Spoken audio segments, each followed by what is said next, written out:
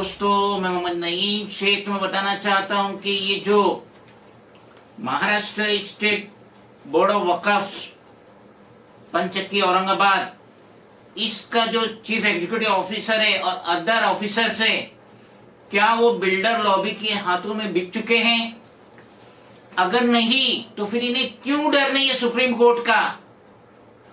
Right to information act 2005 ये मैंने नहीं लाया, ये सुप्रीम कोर्ट के इंस्ट्रक्शन पे बना है। और आरटीआई के तहत मैंने 7 आरटीआई बाय हैंड डिलीवरी इस वक्फ बोर्ड में 12 अगस्त 2024 को जमा की थी, जिसकी एक कॉपी है जो आपके स्क्रीन पे चल रही है। 7 RTI in respect of 28/26 Prabhat building, RB Chandavarkar Marg near Agripada police station, Mumbai number 11, जिसका सीएस नंबर है 1902 ऑफ बाइकला डिवीजन। ये 7 आरटीआई मैंने डाला इस प्रभात सदन के लिए, प्रभात बिल्डिंग के लिए, जो कि मुझे मालूम है इसमें वक्फ की हिस्सेदारी है।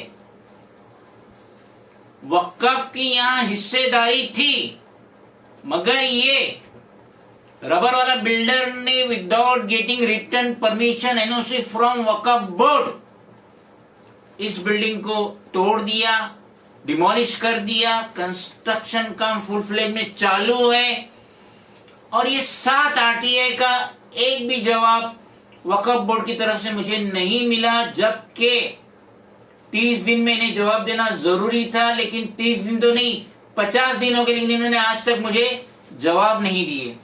इससे साफ जाहिर होता है कि रबर वाला बिल्डर की बहुत अच्छी पकड़ है वक्फ बोर्ड में चीफ एग्जीक्यूटिव ऑफिसर के साथ औरंगाबाद। इसलिए ये डिपार्टमेंट ने इन 7 आरटीआई में से एक भी आरटीआई का जवाब नहीं दिया। और वहां पे एक थे डॉक्टर मुदस्सिर निसार लांबे, मैंने उन्हें लिखत में ये रिटर्न कंप्लेंट किया था 1, 2 और 3। ये 3 लिखत कंप्लेंट के सब अनडिलीवर्ड वापस आ गया। 2 में रिमार्क्स था एड्रेस लेफ्ट विदाउट इंस्ट्रक्शन, जिसको मैंने डॉक्टर मुदस्सिर निसार लांबे को मैंने एड्रेस किया था, और दूसरे भी मेंबर्स थे, उन सबको ये लेटर मिला। लेकिन डॉक्टर मुदस्सिर निसार लांबे को ना जाने मुझसे क्या खौफ हो गया है, ना जाने उसने क्या कमीशन खाया इस बिल्डर रबर वाला से, जिसकी वजह से वो प्रभात सदन की कोई भी इंफॉर्मेशन देना नहीं चाहता, एक अल्फाज भी रबर वाला बिल्डर के खिलाफ सुनना नहीं चाहता, तबरेज रबर वाले के खिलाफ सुनना नहीं चाहता, जिसकी वजह से ये तीनों के तीनों मेरी कंप्लेंट अनडिलीवर्ड रिटर्न किया। और वो जान के हैरानी होंगी, तीनों की तीनों कंप्लेंट अलग अलग डेट में मैंने दिया होगा उन्हें, और तीनों कंप्लेंट 21 सितंबर फ्राइडे 2024 को मुझे वापस मिली। तो समझ लीजिए कि वक्फ बोर्ड बिक चुका है तबरेज रबर वाला बिल्डर से, जिसकी वजह से ये जो प्रभात बिल्डिंग है, जिसका CS number 1902 of Byculla division है, इनका कोई भी इंफॉर्मेशन नहीं दे रहे, जबकि ये 7 आरटीआई हैंड डिलीवर्ड 1, 2, 3, 4, 5, 6 और पहला 2 एक साथ चला गया।